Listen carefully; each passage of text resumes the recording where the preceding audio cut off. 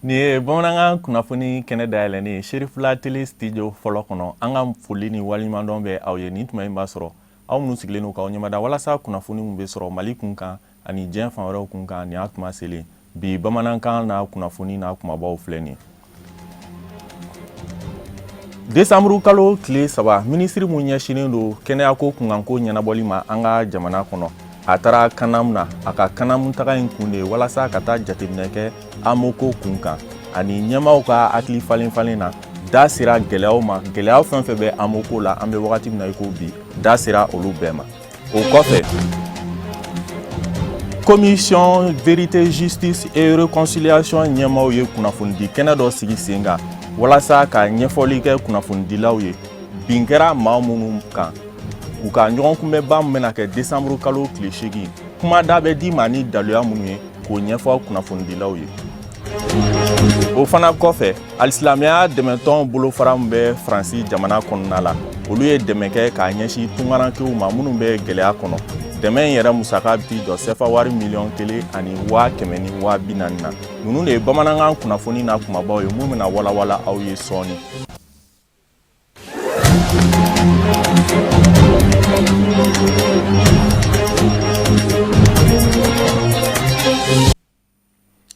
Aw dangana ka bɛn ni décembre kalo tile 3 ye ministre mun ɲɛsinen don kɛnɛyako kunkanko ɲɛnabɔli ma an ka jamana kɔnɔ a taara kanam na a ka kanam taga in kun de walasa ka taa jateminɛ kɛ amoko kun kan ani ɲɛmaw ka hakili falen na da sera gɛlɛyaw ma an bɛ wagati min na i n'a fɔ bi gɛlɛya fɛn fɛn bɛ kanamko la da sera olu bɛɛ ma ministre bɛ an ka ɲininikɛlaw ka kuma galamani na an ka ɲɛmadaw fɛ. Non, ne nakun tɛ ko caman tɛ o n kun nana dɔrɔn ka na kanam lajɛ fɔlɔ kanam bɛ baara kɛ cogo di et puis INPS bɛ yan nɔ bon caisse malienne de sécurité sociale fana nana bon an y'an bolo fara ɲɔgɔn kan a kɛra syndicat ye a kɛra mɔgɔ tɔw ye baarakɛden tɔw ye k'u lamɛn mun bɛ yen nɔ mais mun kun y'an nakunba ye pour ka faamuyali kɛ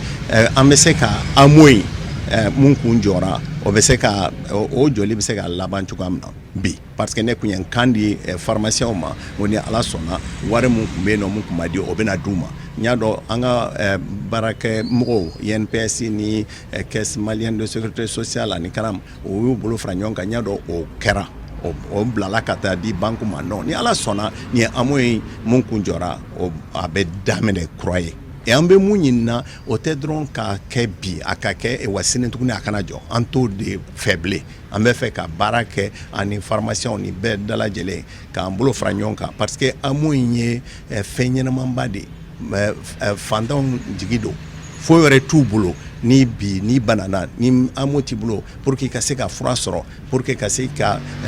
bana in kunbɛn tuma dɔw la ka tila ka kɛnɛya fana nati ni an ye amo in tiɲɛ an bolo an bɛ fɛn ba de tiɲɛ an yɛrɛ ye donc an ka baara kun de y'o ye bi ka ɲɔgɔn faamuya ka ɲɔgɔn lamɛn ka amo kɛ vraiment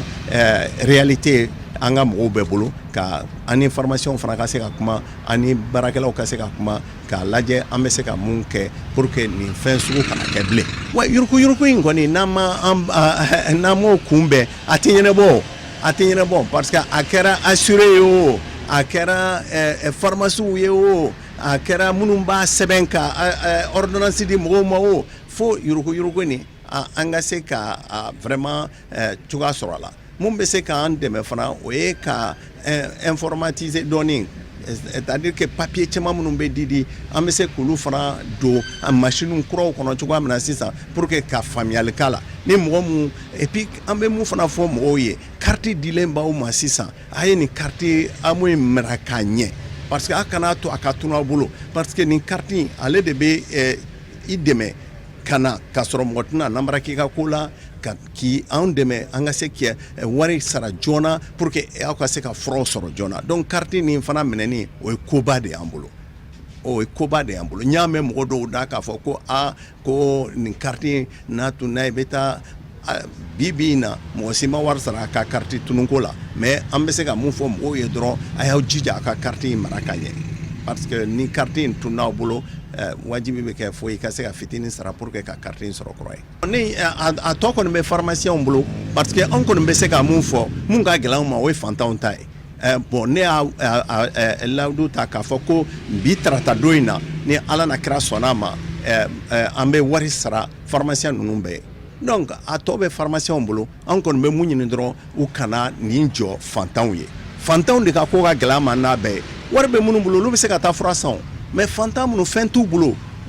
a moyen y'u ka ko bɛɛ de ye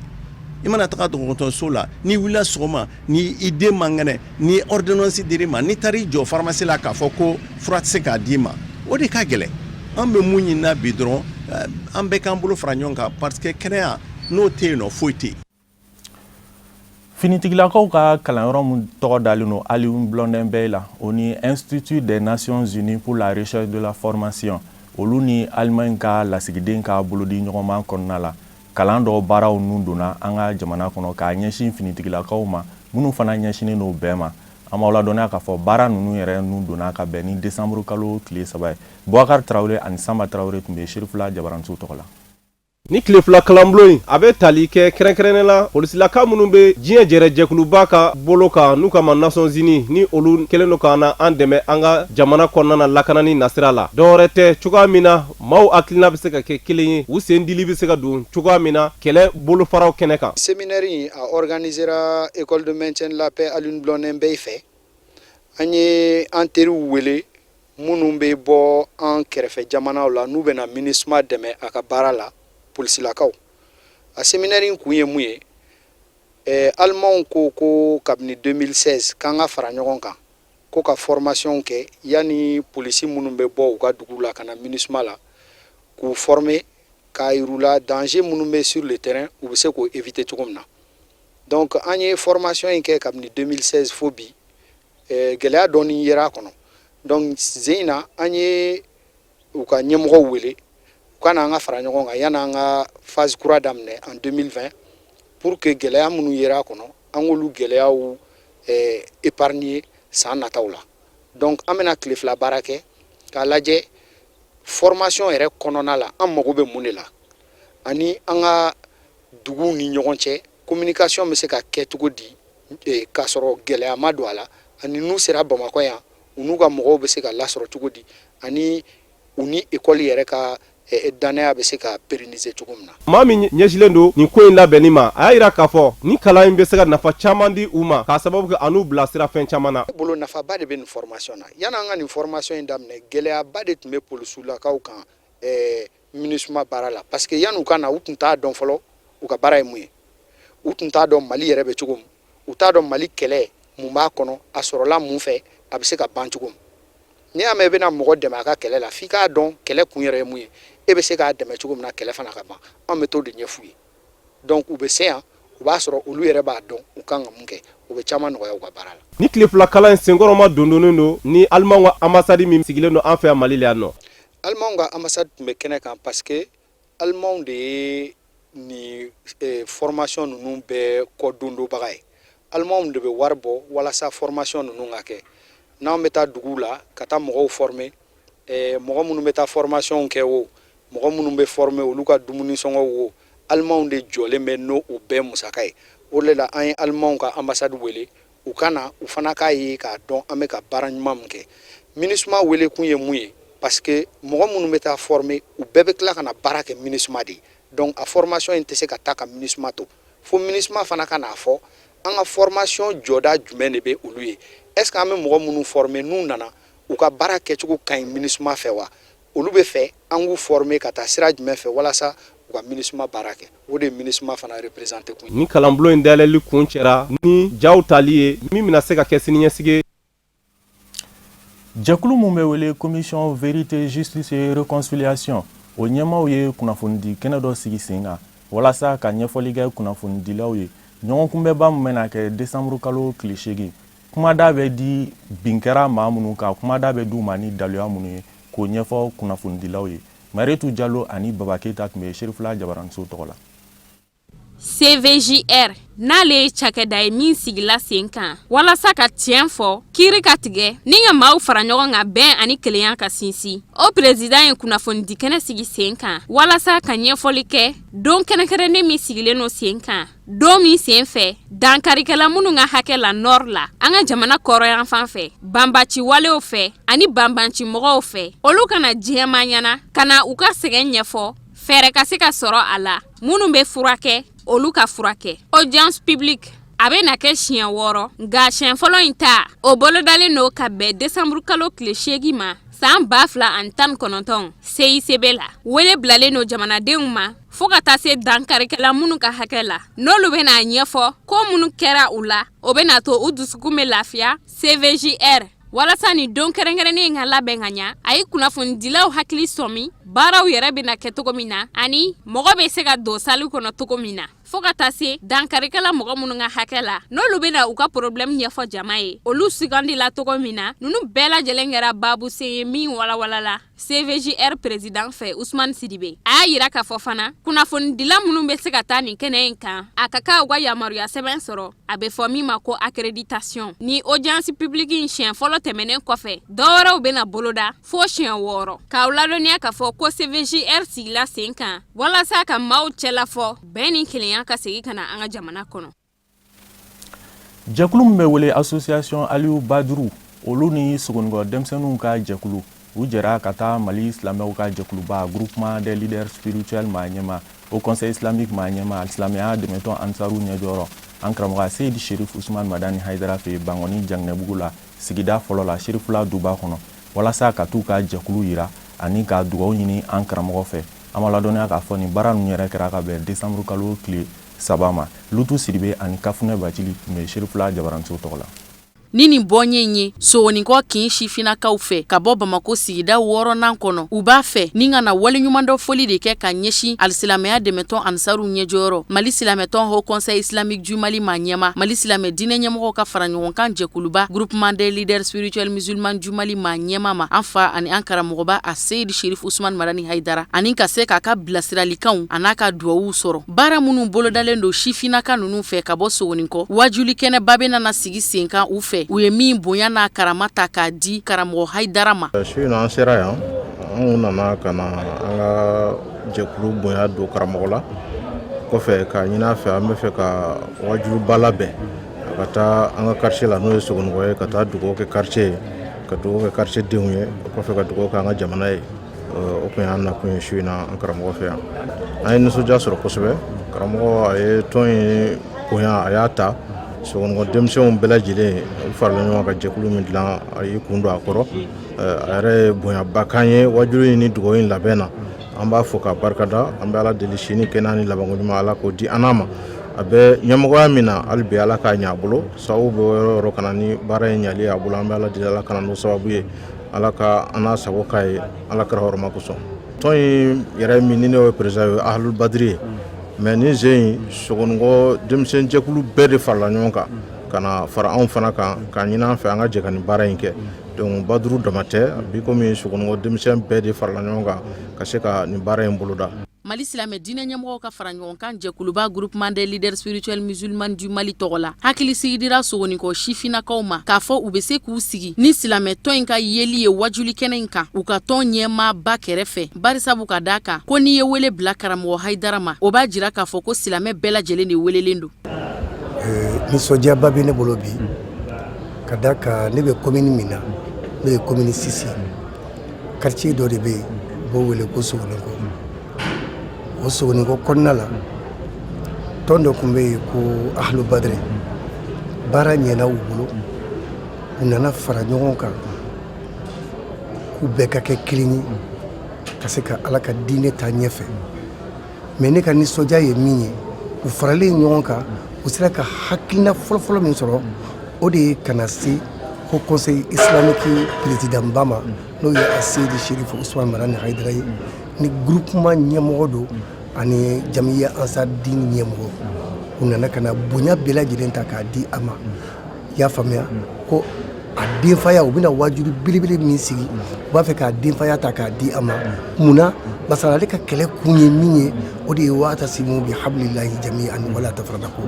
an ka ala ka juruba kelen minɛ an kana fara donc ni denmisɛnninw farala ɲɔgɔn kan ka kɛ kelen ye donc cɛ min ni fara ɲɔgɔn kan ka di o ye n'u nana se o cɛ ma k'a fɔ k'a kalifara o ma a kalifara a kalifayɔrɔ la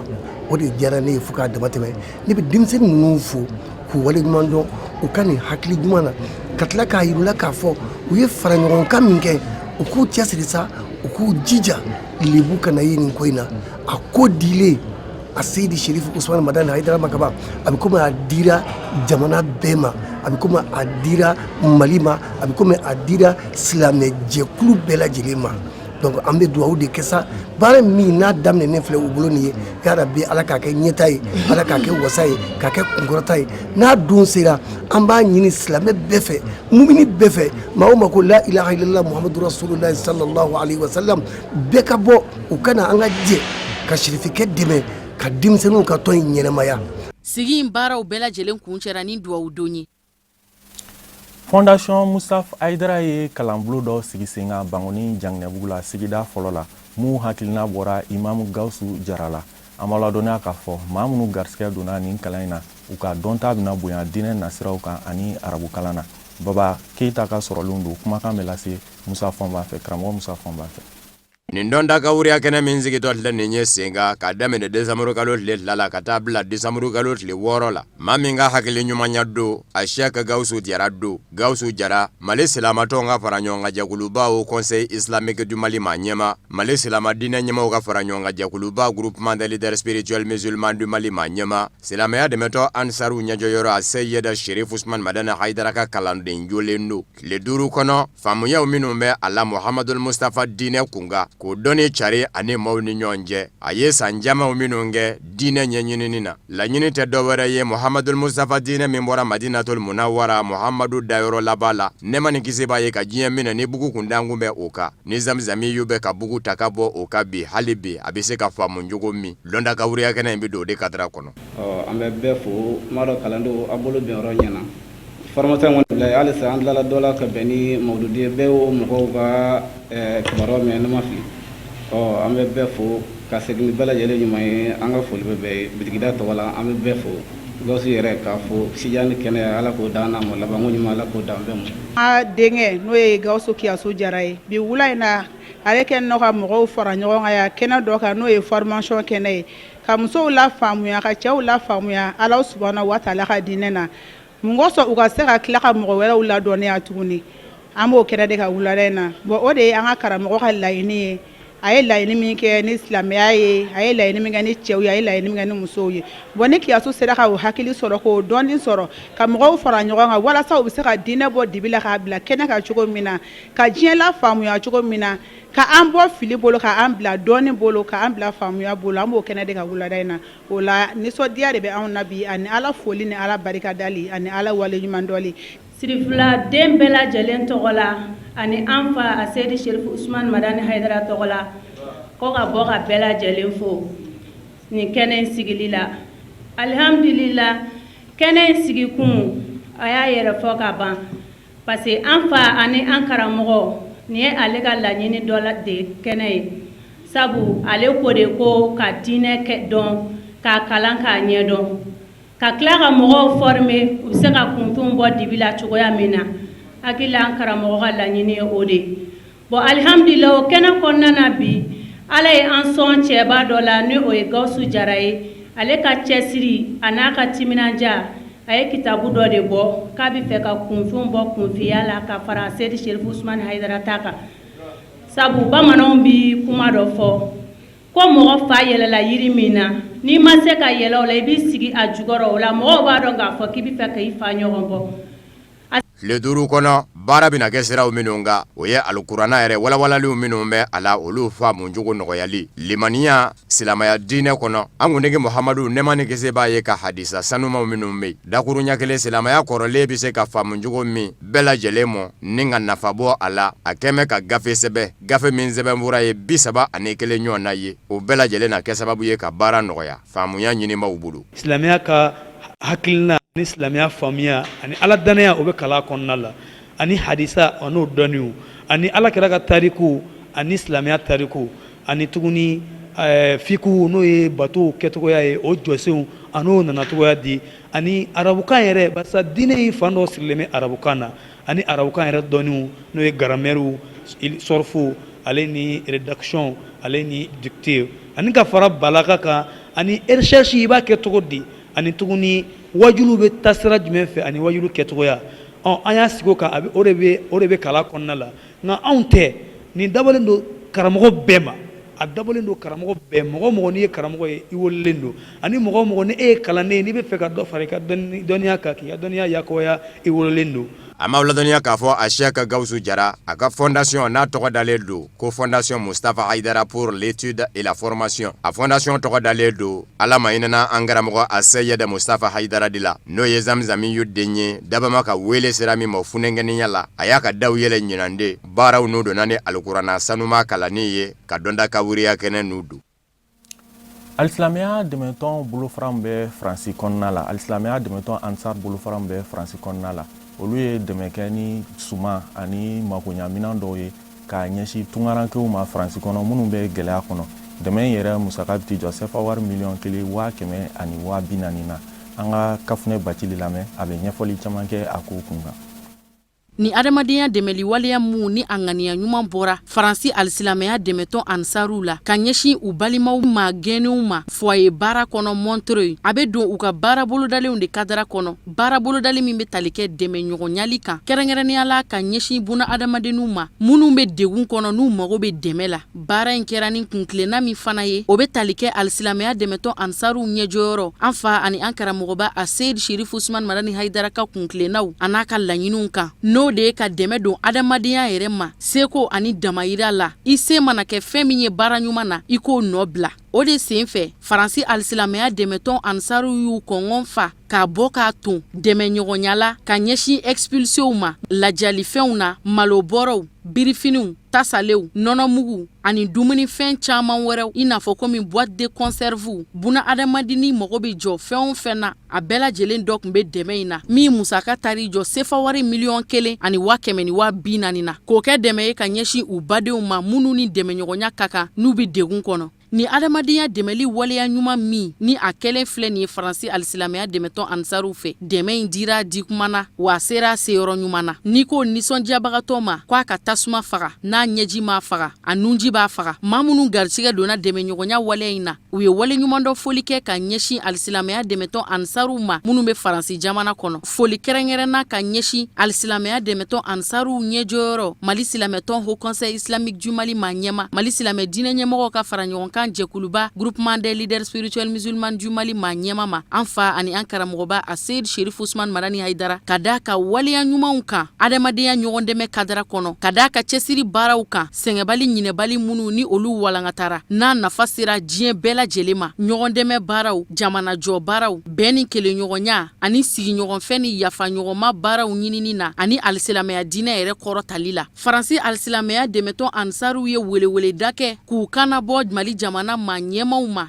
k'u k'a lajɛ ka dɛmɛ ɲini Faransi jamana ma ɲɛmaw fɛ min bɛ kɛ sababu ye an ka jamana kɔnɔden minnu n'olu bɛ ni lahalaya in kɔnɔ Faransi jamana kɔnɔ dɛmɛ ka se ka don olu ma kɛrɛnkɛrɛnnenya la u bɛ se k'u tɛgɛ da papiyew kan cogo min bɛ kɛ sababu ye waati kuntagala min ni u kan ka k'a ɲɛnɛmaya Faransi jamana kɔnɔ u ka se k'u ka o séjour tɔ lase Faransi alisilamɛya dɛmɛtɔn ansaru ka fɔ la u ko kabiri ni san 2000 ani san 17 san don kɛrɛnkɛrɛnnen min ni o sigilen don sen kan Mali jamana kɔnɔ k'o kɛ ɲɔgɔn dɛmɛ ani kɛrɛfɛden kɛlɛli kalo ye ni o san octobre kalo denfajala tara k'o kalifa alisilamɛya dɛmɛtɔn ansaru ɲɛjɔyɔrɔ la an fa ani an karamɔgɔba a Seyid Cherifla Usman Madani Haidara ni waleya ɲuman camanw dangɛnɛmayara adamadenya ɲɔgɔn dɛmɛw kadara kɔnɔ ko k'a ta o don na fo k'a bila bi la olu kɔni ye ɲɔgɔn dɛmɛ kɛ u taalan jɔnjɔn dɔ ye u ye min don u ka baara bolodalenw kɔnɔ adamadenya ɲɔgɔn dɛmɛ baara min ni a tɛna kɔtigɛ bada u fɛ ka ɲɛsin u mɔgɔɲɔgɔnw ma minnu ni dɛmɛ ɲɔgɔnyali ka kan i n'a fɔ komi o ye an ɲɛjɔyɔrɔba a Seyid Cherifla Usman Madani Haidara ka don o don wulikajɔ a n'a ka cɛsiri baaraw ye cogo min.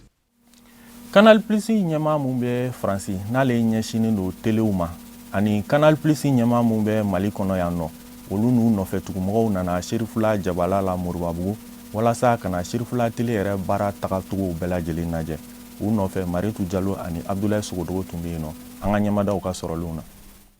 Jɛɲɔgɔnya gafe min signera Cherifla Télévision ale ni Canal Plus ni ɲɔgɔn cɛ janvier kalo tile 15 tɛmɛni ni o kɔnɔna kumaw b'a yira k'a fɔ Canal Plus bɛ Cherifla Télévision imagew cari diɲɛ fantan naani bɛɛ lajɛlen kɔnɔ. O hukumu de kɔnɔna la Canal Plus directeur min bɛ yen n'ale ka baara ɲɛsinen don Canal Plus ni a ka chaîne privée cɛla ko ma ka fara Mali Canal Plus yɛrɛ directeur général kan fo ka taa se u baarakɛɲɔgɔn dɔw ma. U nana bɔ Cherifla Télévision na kana baaraw taabolo lajɛ baara minnu bɛ ka u nimisi wasa. Tubabukɛ y'a yira k'a fɔ Cherifla Télévision cɛsirilen don kosɛbɛ. Kabini ale ma se Mali la a ye mankutu min mɛn o de kama a ko n'a sera Mali la yan nɔ ani i sɛnsɛn ka na Cherifla Télévision lajɛ ni ka baarakɛlaw ɲini k'u dɔn ani baarakɛlaw kɛlen ka ɲɔgɔn ye a y'u fo ni k'u encourager kosɛbɛ. A y'a yira k'a fɔ baara ka ɲi kosɛbɛ ni ka commission de gestion fo ka d'a ka wari kasabi min donna matérielw la o bɛ na kɛ sababu ye baara tɔ ka ɲa. Canal Plus Mali ale directeur général a ko ni Ala sɔnna a ma dɔ de bɛna fara Canal Plus ani Cherifla Télévision ka jɛɲɔgɔnya kan baaraw bɛna boloda walasa partenariat in ka sinsin halisa. An nimisi wasara kosɛbɛ barisa ani Cherifla ka baara ye an y'a daminɛ a kalo 12 san kelen bɛna dafa sisan an ka laɲini ye min ye an ka to ka sigi wagati ni wagati gɛlɛya minnu bɛ se ka kɛ an bɛ se k'an bolo fara ɲɔgɔn kan cogo jumɛn ka baaraw lataga ɲɛ olu de tun ka gɛlɛya ma. Donc an y'an sigi k'o kumaw fɔ an nimisi wasara fɛn fila la. Fɔlɔ o ye baara kuntalaka bɛ ka taga cogo min na baara b'an bolo halisa laɲininaw minnu bɛ yen an ye minnu sɔrɔ an ka abonnés fɛ an ye minnu sɔrɔ aw yɛrɛ fɛ minnu fɛnɛ tun b'an bolo k'o fɔ n'an y'o bɛɛ fara ɲɔgɔn kan baara bɛ yen. Donc o ka ɲi ni min ko baara o kɔrɔ ye k'an bɛ se k'an yɛrɛ yiriwa ka taa fɛ o ye fɔlɔ ye. Filanan an ye équipement ye minnu ye a diyara n ye kosɛbɛ barisa partenariat daminɛ tɔ ani ka na se nin wagati ma bi Cherifla aw ye baara min kɛ an y'a ye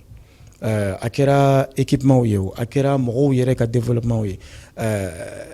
an tun b'a dɔn sérieux bɛ Cherifla la mais an ye min ye o la yen na an y'a dɔn a caman bɛ yen ka n'i y'a ta Mali yɛrɛ kɔnɔ hali ka taa Afrique fɛnɛ kɔnɔ a ka dɔgɔ minnu bɛ nin investissement sugu kɛ. Donc an ka encouragement fɛnɛ tun ye ko fɔ an ka taa halisa ka t'o ɲɛ o fɛnɛ b'an dɛmɛ min na c'est que ni nin baara sugu kɛra an bɛ se k'an bolo di ɲɔgɔn ma ka taga yɔrɔ jan. Awɔ ko kuraw bɛ kɛ ni Ala sɔnna a ma an bɛ Mali kɔnɔ fɔlɔ Faransi a daminɛna an ka opérateurs dɔw fɛ donc dɔɔni an bɛ ka olu lataga comme ça abonnés fɛn minnu bɛ kɔ kan a kɛra Mali ye a kɛra Amérique a kɛra jamana wɛrɛw ye an ka se ka Cherifla pousser dɔɔni ka taga olu fɛ aw ye baara min kɛ o b'o dɛmɛ kosɛbɛ parce que n'i y'a ye télé bɛ yen c'est que mɔgɔw bɛ se k'a filɛ n'a tigɛra baara don donc o ye fɔlɔ ye. Filanan an bɛ se ka fɛn caman kɛ yɛrɛ fɛnɛ Mali la nin bolotaw minnu bɛ ka taga an bɛ se ka sigi sisan sa ka don olu ɲɛmaw na. Aw fo ka wale ɲuman dɔn la a kɛra Cherifla ɲɛmɔgɔw ye o a kɛra u baarakɛɲɔgɔnw ye k'aw bɛɛ lajɛlen fo k'aw encourager fɛnɛ barisa an bɛ min fɔ c'est que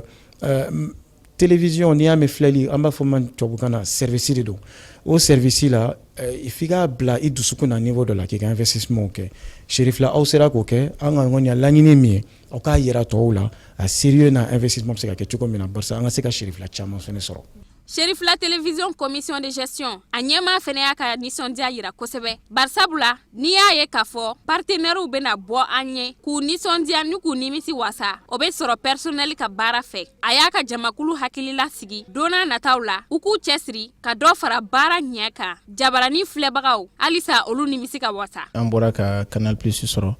bi visite la u ka ɲɛmɔgɔ min bɛ Mali kɔnɔ yan ani dɔ fɛnɛ bɔra Faransi ale ka chaîne privée fɛn bɛ ni Canal Plus bɛ baara la ni u ye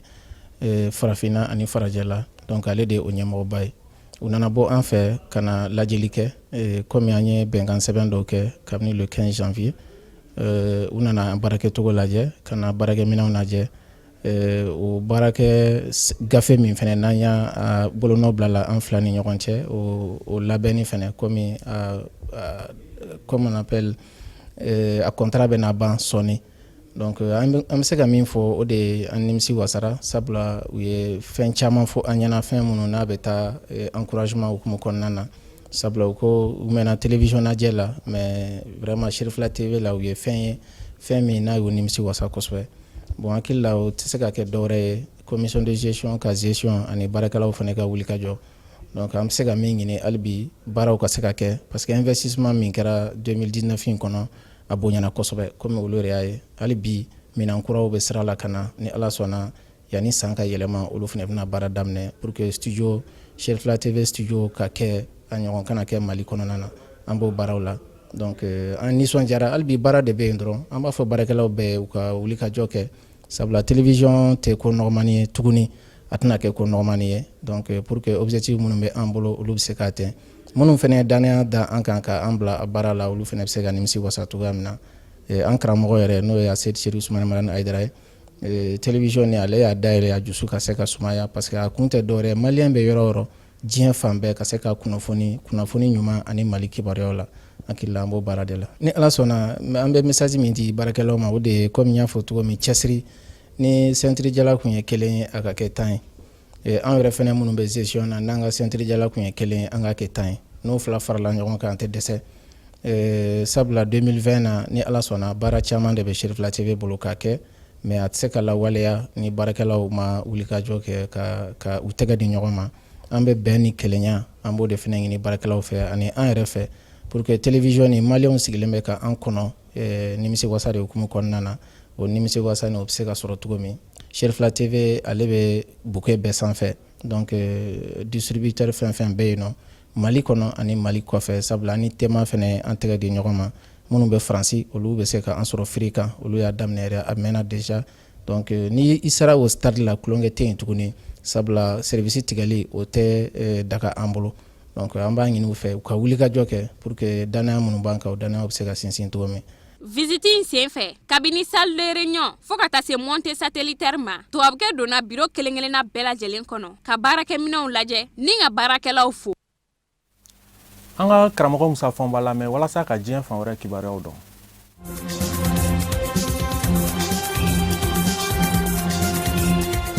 Faransicaw ka kunnafoni jarinzo RFI ka baro sigi dɔ senfɛ kɔnɔwarikaw ka jamana ɲɛma Alassane Dramane Ouattara ka fara jamana ɲɛma wɛrɛw kan u jɛra k'u da don fɛn caman na kɛrɛnkɛrɛnnen ɲɛna sɔrɔ ko ni musaka ko ta fa farafina faransikan fɔ jamanaw minnu njɛmɛ warisiya kelen na n'o ye CFA ye nka kuma fanba yɛrɛ bolila fɛn min kan o ye faransifa de ye bawo ale kunkan kuma cayalen don bi farafinde fanba kan bɛ ko a sen bɛ sa an k'an yɛrɛ bɔ CFA ko in na ka sabu kɛ a nafolo bɛɛ t'an da ye a fa dɔw mara mɛ faransi jamana wagande kɔnɔ o kumana an seba tɛ CFA la nka ni lapasabaw bɛ CFA la bi kɔnɔwarikaw ka jamana ɲɛma Alassane Dramane Ouattara y'a lapasaba dɔ ye baro senfɛ ni Macky Sall kun bɛ a kɛnɛ kan Senegalikaw ka jamana ɲɛma Alassane Dramane Ouattara y'a yira k'a fɔ jamanaw minnu ka wari dunda ye franc CFA ye ale b'a fɔ ko hakilisigi don o jamanaw bolo k'a ye ko franc CFA sirilen don nazaraw ka wari dunda la n'o ye euro ye ko a bɛ kɛ sababu ye ka franc CFA dun jamanaw ka sɔrɔ ko basigi k'u ka musaka ko basigi a ko kuma lasurunya la ni juru kɛra tafɛn ye setigi jamanaw bolo franc CFA dun jamanaw fɛ k'a juru bɛ taa san 5 san dana n'a bɛ sara kuma o kuma juru hakɛ min dara o juru kelen de bɛ sara nka ni wari kɛra ko bɛɛ lajɛlen ka wari b'i bolo wali kelen franc CFA dun jamana ninnu gɛmɛ ka na ni wari wɛrɛ ye k'u bɛ min dun k'a bɛ to ka yɛlɛn ka jigi bɛɛ k'a dɔw la ni juru ko k'a bɛ kɛ sarafɛn ye don min k'i ma min da k'i bɛ sɔn k'o sara k'o kuma na ka franc CFA sirilen to euro la k'a bɛ kɛ sababu ye ka CFA basigilen to a ko ale bɛ ka fɛn in fɔ ka sabu kɛ a dɔn yɔrɔ bɛrɛ bawo farafina tile bi yanfa jamana 8 minnu jɛmɛ warisiya kelen na olu tɔgɔla warisoba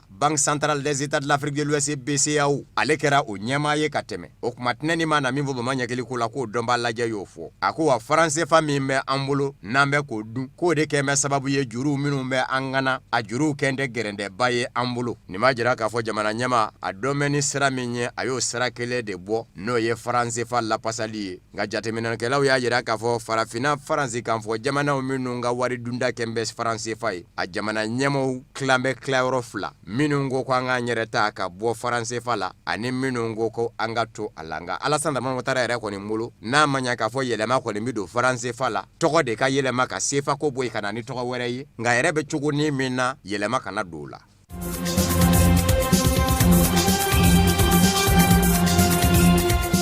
Lagine Conakry Kaufe, Jakulu Menyashine do, Jamana Shara Sumba Frikete Yelemali Balilimo, Jamana Nyama Ufe, Kasabuga Unyebela Kafona Kerabe, Alpha Konde Jamana Nyama Kato de Do Kamana Zabana de Nini, Amaminungu Mine na Desamoro Kalot Le Sabatarata, U Lablara, Kabo Kasula, Kalaba Kajira Kafo, Jemikeni Uyeniso Kuyatama Kake Ufe, Wayelema Rebina do Jamana Nyama Yasokono, Ni Ministry Fale Unye, Chamangeme Kajira Kafo Kore Alpha Konde Tafeka do Yelema Nyama Koro, Akele Kofeka Kuta ni Gerende, Abafeka na ni Musala Haye Kurosa, Akonimana Tige Dauda Kama Tisi Kafo Kibi Nyekele Vokuro, nga FNDC la Kauminunga Moblala Uyajira Kafo ni Labe Kumesi na Wilika Jo Kumesi na Kufu Kabla, Femi Majira Kafo, Abina fo Alpha Konde na Mejuru Magaya, Wasade Minungumbane Kundo Wasablo la, Fanga Sinamato Wasadin, Ulu Segena Kado Wasablo Kono, Fanga Nyinindo Minu Mene Kumbe ni Ulu Murutile Kundo, Ulu Fena Yu Farifa, Wasadenziki Kalata, Oyere Mangutu Bara Uminu Mene Kunganga Damine, Obela Jele Luna, Bara Binake Femi Ngasisa, Oye Jamana Sharia Sumba Kurain, Anyebla Gafeu, Ulu Labeni, Bela Jele Kabe Aka, no Yaso Labi Keka Soro, Amad Dangari Doka Hakilina la Ukaseka Shido, Ngachamanya Jaraka fo Akofene Kemandi Kasabuke, Namanya Koyele Mabido Jamana Sharia Sumba Labe, Tabike, referendum de la Noe Furuba Kalata o Furuba Kalata Fana, Demisani Minu Jizera Sandani Jegimo no Luka Ngaseka Kalata, o Bara Umake, Kobisongake Akogule Yadoi.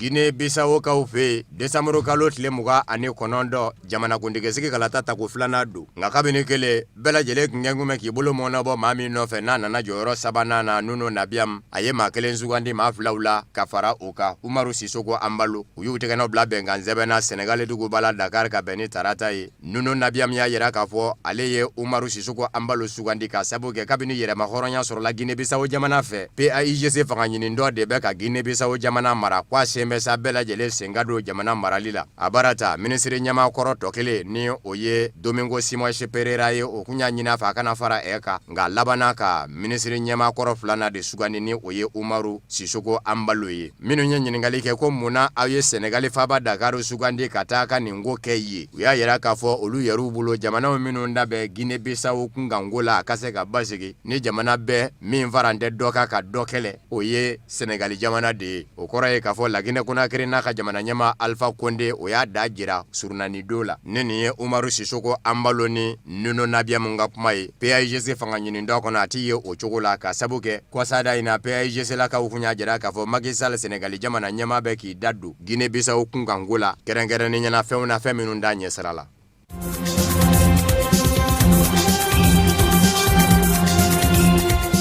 Gabonga uga Jamana Nyama Ali Bongo Odimba Nambe Fusiri Amasuruna Makerengerene dofene kabara udala krefe Brisa Lakrusha Alihanga Nazara Dendo Halino ya surla keme Gabon Nyamana denye ko sebenvura bela sebenvura mima lako donka kuye Maingunye Ali Bongo Odimba Masuruna Makerengerene nye Kosaina Ali Bongo Odimba ya wili kabwa joyoro la krefe Directeur de cabinet ya Kalaba ka tegeke alaka blakata Kiri Nyama nyokoro Kiri Nyama fene ya blakata kasula Kasabuke ko sigambe la kwa edungo jugu yake Yere ma chama be ka minani fo chuwa werula chedo Ali Bongo Odimba bila mabe ko kaje barala akerefe ma chama be ayu dabo tulula ku chama nge wula nga chama nya jira ka fo mamenani Ali Bongo Odimba keme ka bana fien boli lada mamenani tension bana yabi Maroko dugu bala Casablanca ko ni mainge ngume ka wuli ka jo damine fanga chama nje kono ka ba wa ka kunyi mununu zalo era damine Gabon dugu ba chama na ana marabulu chama na minzeve ka meka wari klakla moni nyonje do ya yira ka fo Jamana Nyama ya de kukumbe akono ka Sabuke aka omununu zalo sinve ladala Nyema minume marabulu la chama ngumbi ngume kishuli aye ka fo ubako somingena ke odela Gabon Jamana Nyama Ali Bongo Odimba fe na namba minebi ka datugu ka jira ka fo aye dungo jugu yake otemene ko fe do fene kunya jira ka fo kori Jamana Nyama Ali Bongo Odimba denge Nureddin Mbongo oni Brisa Lakrusha Alihanga de fonde nyongo de bawo mafla kunga surun kosobe akoni mana tike Dauda ko ninga Gabon Jamana Nyama ya so ya jira ka fo kobe Jamana Nyema na ka chef de cabinet de Nyonje wa Jamana Nyema de ya ka chef de cabinet wili ka ba joro la kalaba ka blaka ta Kiri Nyama nyakoro ka Sabuke Kiri ya ira ka fwa ye dungo jugu yake.